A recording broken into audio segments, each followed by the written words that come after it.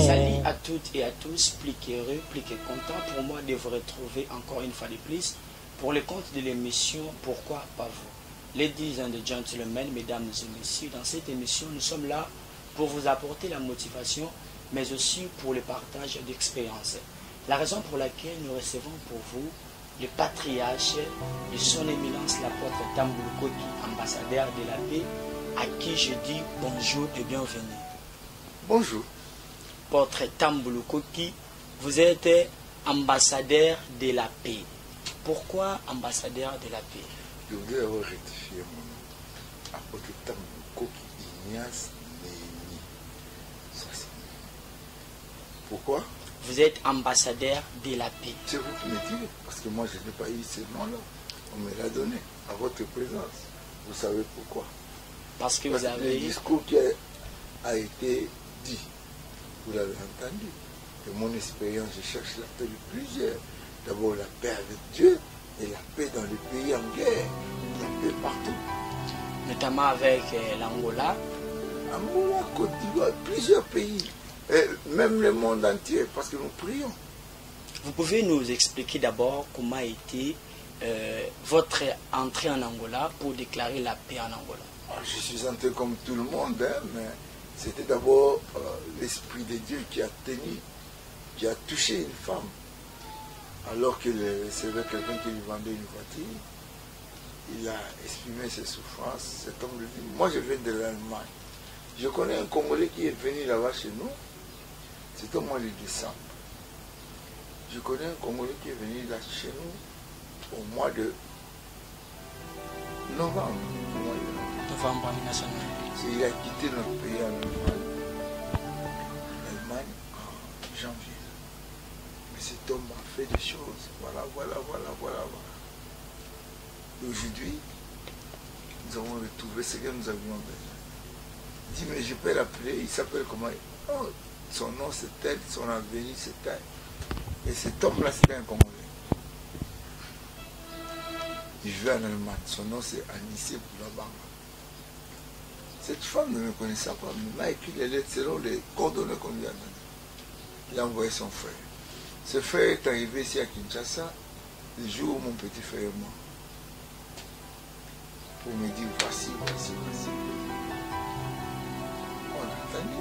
Et voulant partir en Angola, j'ai habité à plusieurs problèmes.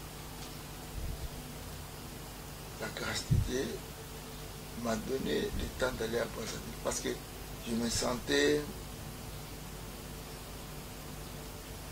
étouffé. Je suis allé à Brazzaville. Dieu me dit, moi je t'ai envoyé en Angola. Pourquoi toi tu vas aller à Brazzaville? J'ai dit, mais je suis allé chercher le visa, on m'a refusé, on a dit, moi je ne peux pas entrer en Angola. Vas-y, je rentre, on me dit non. Un jour, j'avais l'habitude de tourner ma pensée de 5h à 6h, de minuit à 5h du matin, chaque jour, pendant 6 mois. Et un jour, j'ai entendu dans mes oreilles, Kabinda. J'ai posé la question, Kabinda c'est quoi? Kabinda c'est une qu'on peut entrer en Angola, tout ça c'est en Angola. J'ai acheté le billet, allant au beach, donc à la gare centrale. Quelque chose s'est passé. Donc, ma voiture Jeep, le pinet a été troué, comment dire. Et il crève. Bon! À quelques minutes devant cette commune. Donc cela veut dire, on est en train maintenant d'arranger d'essayer et les trains, bon, quand nous on partait pour entrer là-bas, le train a sifflé. C'est parti. Au même instant, j'entends dans mes oreilles dire, Moula. Je lui pose la question. Moula, c'est quoi? Oh, c'est là où on prend les bus pour aller pour aller en Angola.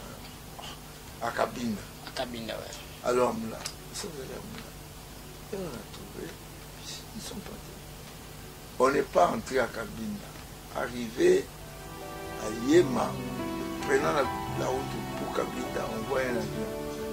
Un joueur de football qui était avec moi me dit, moi je joue là-bas à l'Angola. Mais ça c'est notre avion. C'est l'avion des militaires. On va là-bas, on nous embarque. Je suis là. Oh, on a dans l'avion une façon militaire, il n'y a pas de chaises, il n'y a rien. On est assis comme ça. On arrive à l'Angola. Je sors de l'avion, un militaire vient. 20! Il m'appelle. Oh. Il ne prend pas la main. Il commence à aller avec moi vers la route. Va! Il me dit, va! Et je saute de la route. Je suis libéré, je suis hors. Je suis en Angola, qu'est-ce que je vais faire? À cette époque, vous avez quel âge? J'avais 42 ans. 42 ans. Donc, j'avais 41 ans. Parce que j'ai eu 42 ans à Angola. Puis, je suis entré et on est venu me récupérer. La maison qui m'avait, les gens qui m'avaient appelé, c'était des Angolais, ils n'avaient rien à voir avec les Congolais. Bon, quand j'ai traversé la route, le Seigneur me dit, tu jeûnes 18 jours. Je vais dans une maison, les Angolais mangent différemment, ils mangent 5 fois aussi. Maintenant, vous devez gêner pas. C'est grave. Et j'ai gêné 18 jours. Après mon jeûne, et ce qui est extraordinaire, les gens venaient. Les gens, j'ai dit, venaient. À 6 h du matin, je me réveillais. À 8 h, 9 h, 10 h, il y avait plein de gens. J'ai recevais la première personne à 6 h. Consultation prophétique ou comment? Bon, c'est vous qui appelez ça, excusez-moi, je ne connais pas les consultations prophétiques. Les gens venaient chez moi, me parlaient. Je n'avais pas de prophétie pour eux, j'avais la parole pour eux. Et la prière. J'ai fait ça pendant plusieurs mois. De 2 mois de juillet. Jusqu'au mois d'octobre, où j'ai prononcé ma parole de paix pour l'Angola. Vous avez vu des photos là-bas, vous avez vu les journalistes angolais en train de me poser la question. J'ai parlé à haute voix. L'Angola n'entrera pas en guerre en l'an 2000. Alors, en tant qu'humain, vous n'avez pas eu peur de prononcer de tels discours? Bon, il y a ce que vous appelez, vous, la Bible. La parole de Dieu, qui n'a rien à voir avec la prophétie. La parole est éternelle. La prophétie, ça finit. La Bible dit dans Jérémie, je mets ma parole dans ta bouche, ne le crains pas. Donc, si on comprend bien, vous étiez rassuré de la parole qui était était en vous. Rassuré, c'est le Saint-Esprit. C'était le Saint-Esprit. Alors, si vous n'avez pas de relation avec le Saint-Esprit, n'osez pas les travailler. Si vous avez des relations avec des hommes de Dieu qui ont la foi, ça c'est autre chose. Mais avoir la relation avec le Saint-Esprit, c'est bien. C'est meilleur. C'est meilleur d'avoir la relation avec le Saint-Esprit. Alors, l'apôtre Tamboluko, on se pose trop de questions sur votre vie. Vous avez eu beaucoup de temps dans de prières, dans de jeûnes. Vous avez à faire de veille de 7 ans, de jeûne. Alors, comment vous arrivez à se départager avec votre famille et vos jeûnes? Ma famille dépend de Dieu. Ma famille m'a posé beaucoup de problèmes à cause de moi. Ça dépend de... Moi, je suis un homme décapé. J'ai épousé ma femme avant, après. Donc ma femme est venue, il m'a trouvé dans le ministère. Elle m'a trouvé dans le ministère. Les enfants m'ont trouvé dans le ministère, ils doivent respecter ce qu'ils ont trouvé. Donc, il ne se plaignait pas, notre papa... Il se plaigne. Jusqu'à présent. Jusqu'à présent. Parce que tout ce que Dieu a fait avec moi apparaît. Ce n'est pas programmé, ça apparaît. Aujourd'hui où je suis, il y a un autre aspect d'un ministère qui est maintenant multifacial. Même les pasteurs, les membres ne me comprennent pas. Parce qu'eux, ils veulent lire. Ils ne savent pas que la lecture sans le Saint-Esprit, c'est la mort. Alors, dans votre ministère, vous êtes dans les 30 ans d'apostolat. Maintenant, qu'est-ce que vous pouvez nous montrer pour reconnaître son appel? Parce que vous êtes un appelé. Moi, je vais vous montrer. Moi, je vous ai déjà Qu'est-ce que vous pouvez dire? Comment on peut reconnaître un appelé de Dieu? Un appelé de Dieu, c'est pour que vous compreniez c'est un appelé de Dieu. D'abord, il doit citer le nom de Jésus. Ensuite, il doit être conduit par le Saint-Esprit. Qui suit Jésus? La parole que cet homme va citer doit être ce que Dieu a cité. Parce que le Saint-Esprit ne vient pas avec autre chose. Je connais ici, il y a des gens qui parlent des esprits de leurs ancêtres et qui appellent ça le Saint-Esprit. C'est grave. Tu parles des choses des Juifs et qui appellent ça le Saint-Esprit. Non, moi je ne parle pas de Kabbale. Je ne connais pas ça. Je parle des choses des Juifs et qui disent que c'est le Seigneur. Ce n'est pas ça. Alors, comment est venu votre appel? Moi, depuis mon enfance, je ne suis pas appelé, mais je suis près de Dieu. Ma mère était une sœur religieuse. Elle n'a pas été religieuse parce que ses parents n'ont pas voulu qu'elle soit religieuse parce qu'ils ont dit qu'elle doit mettre au monde. Mais on l'a retiré du couvent à cause de maladies, plusieurs opérations. Et c'est ceux-là qui étaient ses coachs ont compris qu'il y a un esprit qui les réclame. Qui la réclame. Elle est venue, elle est rentrée. Mais voici né. Je suis un enfant plutôt. Je parle de une parce que je pense à ma mère. Ouais. Je suis un enfant qui est un garçon, né, premier né de ma mère. Nous sommes à 5. Les parents de ma mère qui n'ont pas voulu qu'elle soit religieuse. Mais elle était au couvent. Et quand je suis né dans sa maison, je la voyais s'agiter, je la voyais prier, et j'ai suivi ça. Vous avez hérité ça de votre mère. De votre mère. Donc j'ai hérité pas la vie de Jésus, mais les habitudes. Attention. Parce que je sais plusieurs de mes frères qui sont catholiques, qui ont cru parce qu'ils ont commencé la vie qui était la cause de leurs parents. Non. La rencontre avec Dieu doit être personnelle. J'ai fumé du chanvre ici à Lèvres. À Kitombo, 32. À Kitombo, non. Kitombo, au début, là, chez le frère Francis, son père était de la sûreté. Quand on a fini, il y a une seule qui a dit, mais vous ne savez pas que votre corps est le temple du Saint-Esprit. Ce jour-là, j'ai été bouleversé. Parce que moi, j'étais candidat jésuite. J'ai prié beaucoup, j'allais à l'église à 5h30. La méditation matinale dans ce pays, c'est moi qui ai commencé. J'avais l'habitude de le faire quand j'étais catholique. Mais ce jour-là, j'ai rencontré Jésus dans sa parole.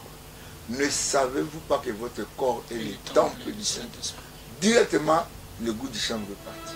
On me donne, je dis, je ne fume pas. Là, c'était en quelle année? 81. Au mois, le 14 juillet. D'ailleurs, en passant, je vous dirai, ce 14 juillet, ça sera la clôture d'une grande conférence.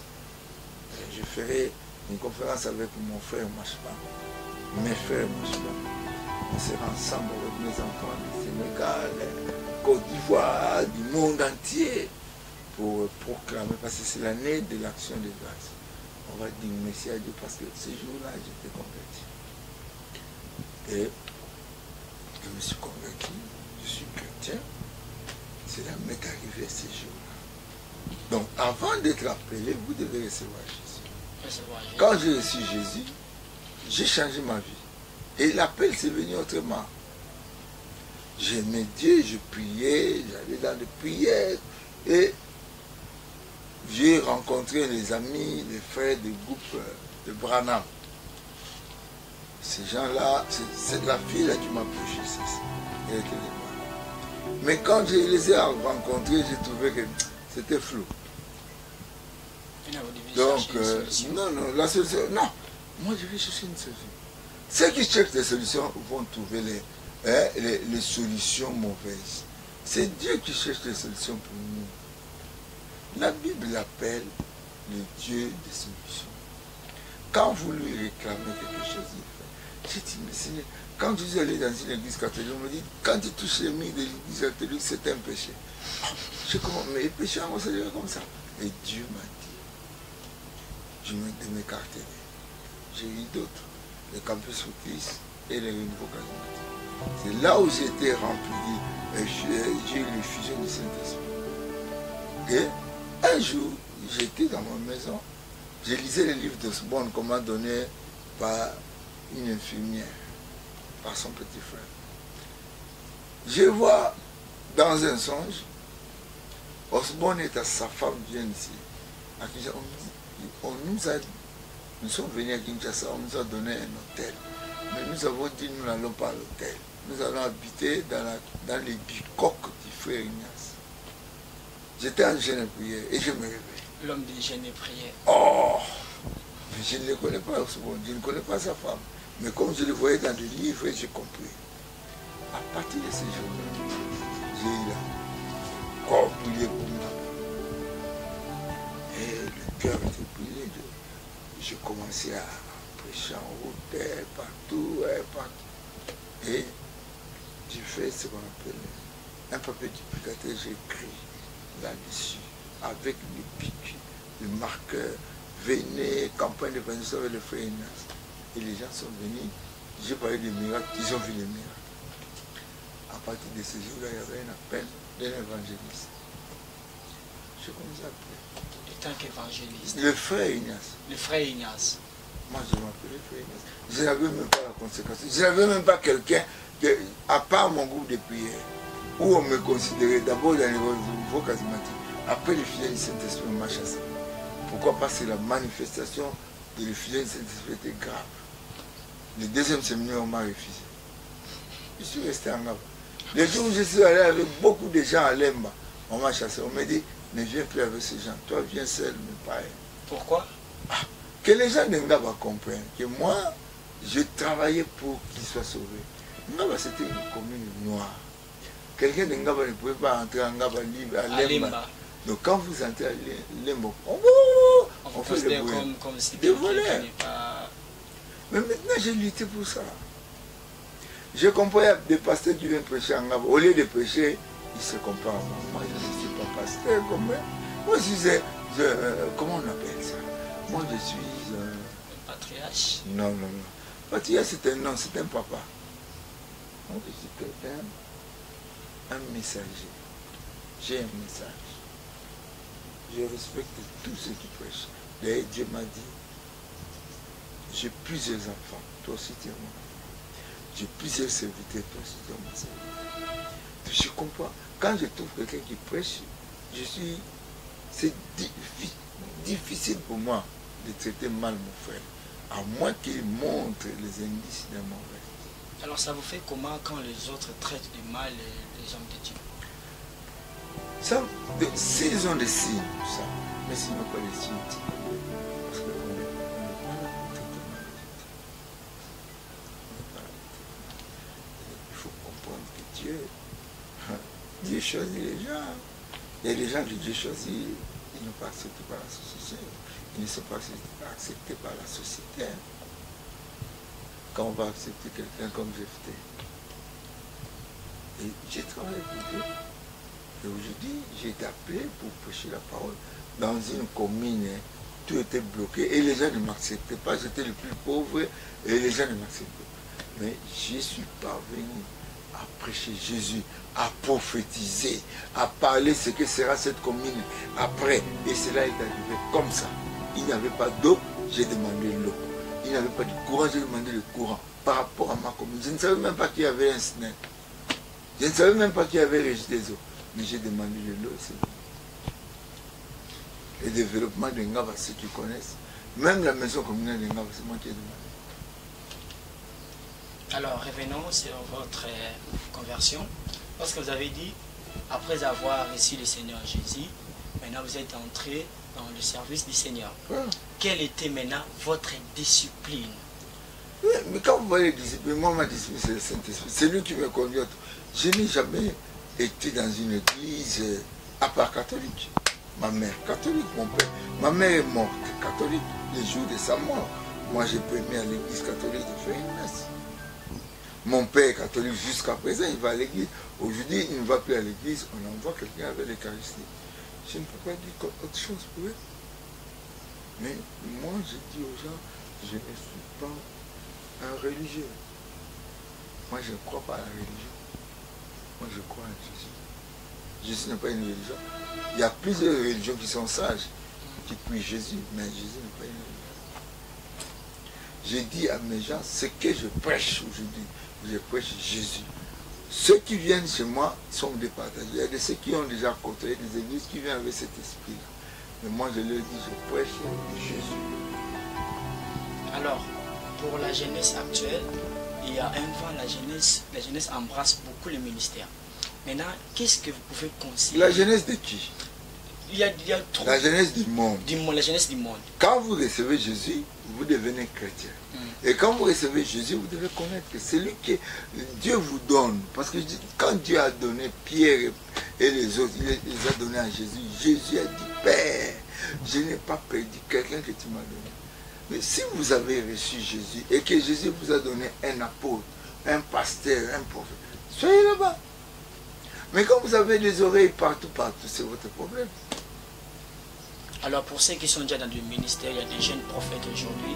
Qu'est-ce que vous pouvez leur dire? Je ne connais pas un jeune prophète. Je connais des jeunes chrétiens qui ont des ministères de prophètes. Que leur père spirituel doit reconnaître.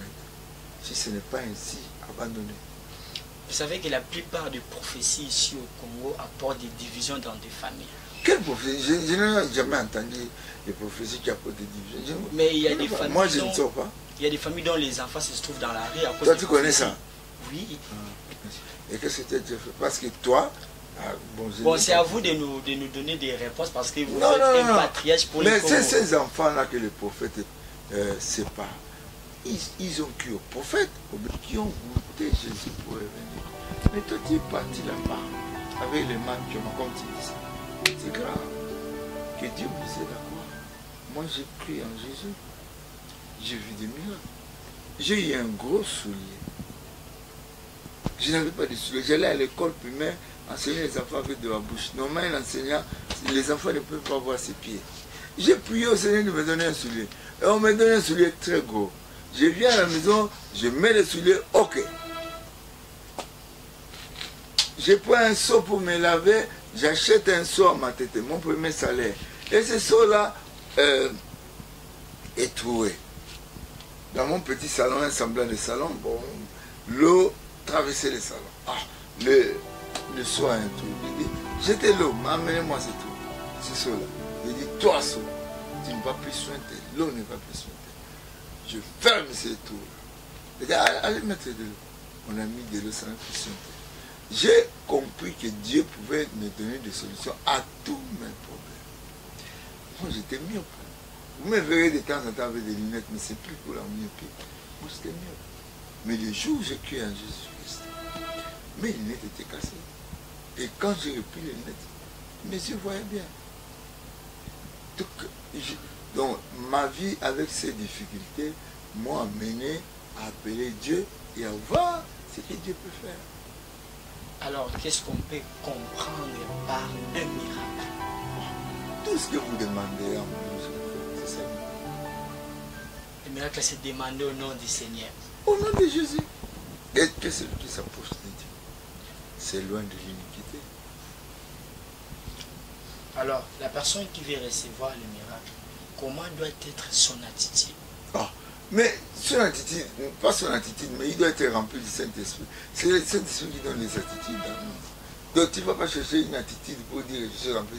Donc d'abord, c'est le Saint-Esprit qui est en vous. Quand les apôtres ont vu qu'ils étaient menacés, ils sont allés dans Acte 4 demander à Dieu. Et quand cela est venu, il y avait des miracles incroyables. Il y a Pierre qui marchait et puis son ombre qui se séparait. Alors, peut-être le pasteur qu'on peut dire Oyo a gardé statut na Congo. Sur le plan du mariage, beaucoup de pasteurs, même maman, n'a pas division, n'a pas comment on appelle ça, divorce. Alors, pour vous, qu'est-ce que vous pouvez dire à ces pasteurs-là ou qu'est-ce que vous pouvez Je n'ai rien à dire. Je veux dire aux femmes. Aux femmes. Parce que vous parlez du pasteur, je parle aux femmes. Pourquoi aux femmes? Soyez soumis à vos maris. Parce que la plupart des pasteurs qui se sont séparés, c'est la soumission. Vous venez dans le mariage avec un but de vous enrichir. Le passé, c'est quelqu'un autour. Ici au Congo, on voit que auparavant, on nous acceptait comme mariage. Maintenant, on voit que le pasteur a tout. Et quand vous croyez que votre mari a tout, alors qu'il n'a pas tout, tout est pour Dieu. Vous avez des désordres. Et maintenant, je vais parler aux hommes de Dieu. Vous vous mariez pour le meilleur et pour le pire. Si nos femmes sont mauvaises, j'accepte. Mais il faut rester avec elles. Parce que vous êtes mariés pour le meilleur et pour le pire. Pour le meilleur et pour le pire. Ce n'est bien ça porte. Et même les femmes, acceptez-moi aussi pour le pire. J'ai une question qui me revient alors. C'était comment d'abord de quitter l'étape d'être un enseignant pour devenir serviteur du Seigneur? Parce que là, à l'enseignement, vous recevez un petit rien. Mais devenir un serviteur du Seigneur, vous n'étiez pas rassuré d'un salaire. Alors, c'était comment d'abord? Moi, j'ai commencé à servir Dieu en 1983. J'étais enseignant. J'ai quitté l'école, je sais.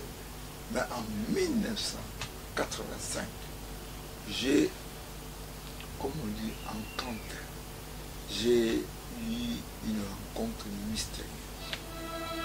Alors que j'entendais les élèves pour le cours supplémentaire, que je faisais au débit avec un prix, mais à un moment donné, poussé par le Saint-Esprit, j'enseignais les élèves gratuitement. Chaque samedi et dimanche, j'attendais les élèves. Samedi, ils vont à la maison à 15h, ils reviennent. Dimanche à 8h, ils vont au messe à 10h, ils reviennent. Moi, j'ai fait ça 2 ans.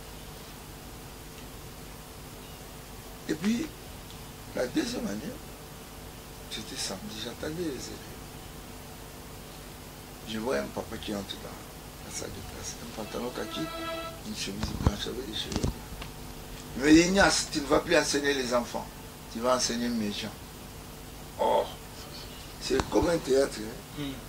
Donc j'ai discuté avec lui, on a parlé pendant longtemps. Et en sortant, il est parti. Directement, mes yeux se sont ouverts. Mais j'ai parlé avec lui. J'ai suivi dans la cour de l'école, de toute porte, il n'y avait personne. J'ai compris que Dieu m'appelait à temps plein. Et je suis allé. Ma mère n'a pas voulu, mon père n'a pas voulu, mais j'ai fait ce que l'homme l'a dit. C'était difficile pour tes parents. Mais en Nava, il n'y avait même pas un partenaire. Les gens viennent prier pour que vous leur donniez aussi quelque chose. Mes habits troués que j'avais, je les partageais avec les gens. Dans votre vie, c'est la foi et les données. Mais la foi, c'est dans la foi qu'il y a les données. C'est dans la foi qu'il y a la discipline. C'est dans la foi. Apôtre Tambouko, que nous citons un tout petit peu. Alors, vous avez aussi des problèmes avec les gens? Bon, je suis un homme. Vous savez, il y a ce qu'on appelle les assiettes.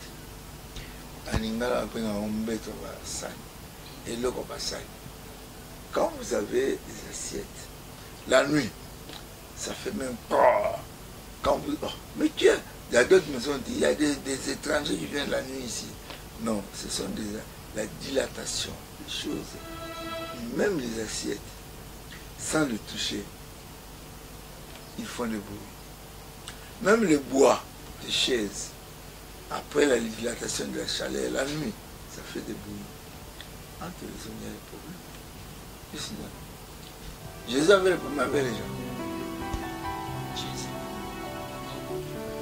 Ah, il est mort. Donc vous voyez, c'est dans ce sens-là. Je suis un homme, je peux avoir des problèmes. Pourquoi le mot pardon? Parce qu'il peut arriver que... Mais je suis la parole de Dieu. Alors, quelle est la plus grande erreur à éviter durant son ministère? S'éloigner du Saint-Esprit. S'éloigner du Saint-Esprit. Lorsqu'on s'éloigne du Saint-Esprit, on est quasiment abandonné. Abandonner le Saint-Esprit, c'est clair. Soyez remplis du Saint-Esprit. Et vous n'accomplirez pas les opérations. Voilà. Et là, C'est je ça, vous demanderai de regarder devant là-bas. Regarde. On va vous montrer une chose. Il y a une personne qui a tellement parlé sur vous. Ah. Vous n'avez pas de problème avec les gens. Je n'ai pas le problème avec les gens. Mais en tant qu'homme, il peut arriver que les gens pensent que j'ai le problème avec eux. Montréal, on peut avoir la vidéo. Wana apôtre Tambulukoki ngai na yebi na 1985 ebana kindeni nga na bela nazalaka na 1985 nazalaki na 35 ans mais pour na koma na 35 ans na souffrir nazalaka na maladie moko na belaka pendant 11 ans nasi na bali na bandi kobota be na belaka kaka nde na 85 naye kokutana na apôtre nakutani na ye parce que na 85 wana ezalaki na campagne moko asalaka na balabala Kimbala asala campagne moko wana na décembre nde nga na assistaka na kati ya campagne wana nauki ye kolokoteya en tout cas toyaki campagne nani prière na biso groupe de prière na biso eza wapi eza na Kidima ntango nayoki ndenge wana bapesi biso banini bahoraire ya baprière na bajour nde nakitaki na Kidima ntango nakiti na Kidima na prière nakoki kokutana na ye kaka mokolo ye ateyaki nga nakendeki boye nga nandi papa ngai nabelaka namonaka milimu mabe nalalaka te bon na ye obikola nga ye atali nga aseki mama biso tobikolaka te awa boye soki oye na kondima oyambi yesu lokola mokonzi mobikisi na yo ondimi ozwi lobiko donc eloko nayebi liboso epa apôtre Tambulukoki eza foi ntango ayebisi nga ndenge wana tozwaki mpe tosalaki priere mikolo wana tobondeli ntango nazonga na ndako na nga nalala bien parce que nazalaki chaque jour nazomonaka bato bakufa mais na nsima ya kozwa losambo mpe nga na ndimi na motema na nga biloko apôtre ayebisaki nga nazwa lobiko ti lelo. Voilà. Apôtre Tambulukoki, vous avez suivi un mot par rapport à ça. Par rapport à la vidéo que nous venons de suivre. Je connais la maman. C'est ça l'évangile. Prêchez la parole de Dieu à quelqu'un et quelqu'un accepte la parole et vous priez, il a la réponse. C'est ça l'évangile. J'ai aimé une chose qu'il a dit. Aïe pour que Obikolaï. Mais Obi. C'est Kassamou. C'était le pouvoir que ces gens-là ont demandé. Alors, maintenant, nous avons compris que moi, quand je suis arrivé là, j'ai voulu donner ma connaissance à tout le monde. Et ceux qui acceptent ça, on avance, tout a changé. C'est quoi les messages que vous avez apportés? Jésus, qu'est-ce que nous disons Yissou, Yissou. Jésus est là, il est avec nous, il guérit ça. Quand vous lisez le message de l'évangile, il dit, à mon nom, vous guérissez le malade. Alors, mais les prophéties ne sont pas mauvaises. Hein? Ouais. Mais il y a prophétie et prophétie. Tu il y a quelqu'un là-bas, ton père te fait ça.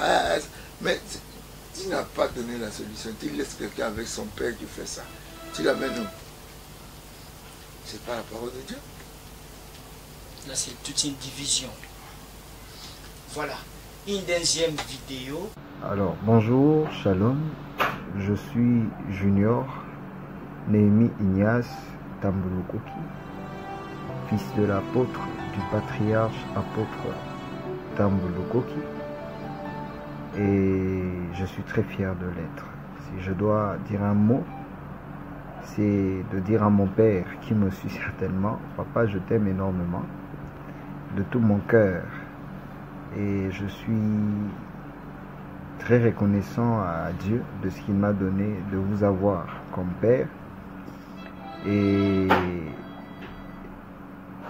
j'ai beaucoup appris à vos côtés. Je continue d'apprendre. Tous les jours, j'apprends et je deviens cet homme empli de ce que le Seigneur est en train de me donner à vos côtés et de ce que l'expérience d'être à vos côtés fait en sorte que je reçoive, que j'ai.